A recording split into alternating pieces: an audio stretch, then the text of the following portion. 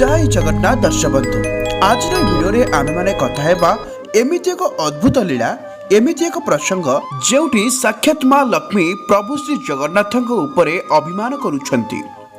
एही लीला को आज भी हेरा पंचमी नाम रे जगन्नाथपुरी रे मना जाए। एही लीला आरंभ हुए प्रभु जगन्नाथଙ୍କ रथयात्रार प्रथम दिनरु, जेउ दिन प्रभु जगन्नाथ भाई बलभद्र और भौणी सुभद्राଙ୍କ सह भ्रमण रे बारंती।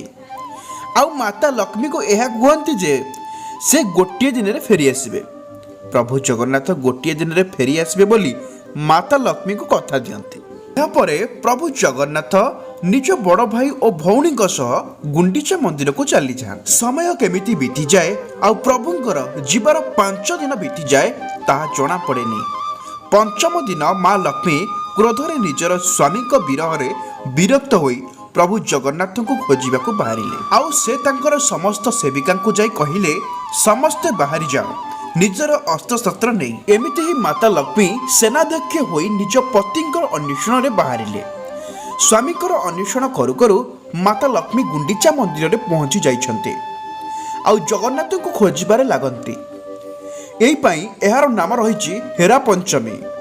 हेरा माने खोजिबा बा अन्वेषण करिबा। नीलांचल जोटी जगन्नाथ रुहंती अथवा द्वारिका कहा जाए। गुंडीचा मंदिर जोटी भगवान बुलिबा पई जांती ताकू सुंदरांचल अथवा वृंदावन कहा जाए। जेतेबेले माता लक्ष्मी गुंडीचा मंदिर आगरे थिबा प्रभु जगन्नाथଙ୍କ रथरे तांकू न पांती सेतेबेले से गुंडीचा मंदिर भितर को प्रवेश करंती।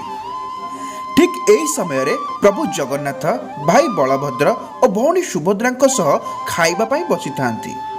ठीक एही समय रे तांकर पहड़ पड़ी जाए, मंदिर द्वार बंद हो जाए। यह देखी माता क्रोधरे सेठारु चली जाती।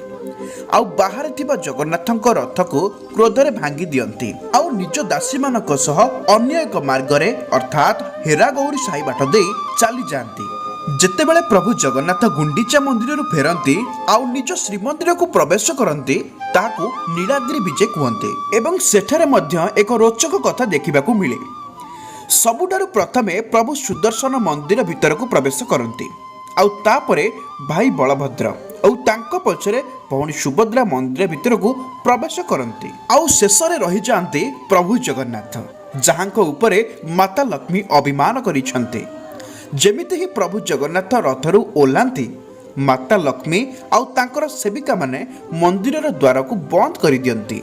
एहा परे प्रभु जगन्नाथ माता लक्ष्मी को सेवकक मध्यरे प्रेम भरा कथा कटाकटी अभिमान मनैबा आउ रागरे कथा चली थाए।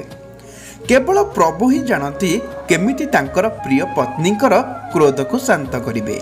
एहा परे प्रभु जगन्नाथ माता लक्ष्मी को बहुत प्रेमर सहित देखंती आउ तांको क्षमा मागंती आउ तांको श्रद्धारे रसगोल्ला खाइबा को दियंती। एहा परे माता लक्ष्मीकर क्रोध तांकर स्वामीको अपार प्रेम आगरे तांकर भुलापण आगरे प्रेमर रसगोल्ला मिठा आगरे तिष्ठी रही पारे नहीं। एही सब लीला आज भी श्रीक्षेत्र पुरी रे मना जाए। एही लीला रे प्रभु जगन्नाथ और माता लक्ष्मीको प्रेम भरा राग अभिमान संसार को आनंदित करे। तेबे दर्शक बंधु आपण मानकू हेरा पंचमी रो ए सुंदर कहानी टी केमिति लागिला निहाती कमेंट माध्यम रे जणैबे। एवं ए भिडियोटी आपण मानकू भल लागिताए लाइक